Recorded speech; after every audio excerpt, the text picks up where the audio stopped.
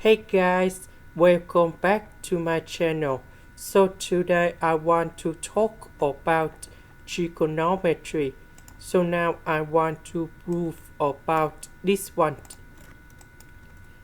So we have the formula in here. So number one, that is about sin x squared plus cosx squared. So I will put this one goal here.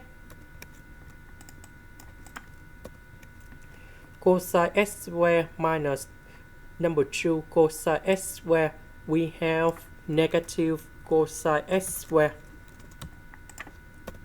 Next, we can separate them in here.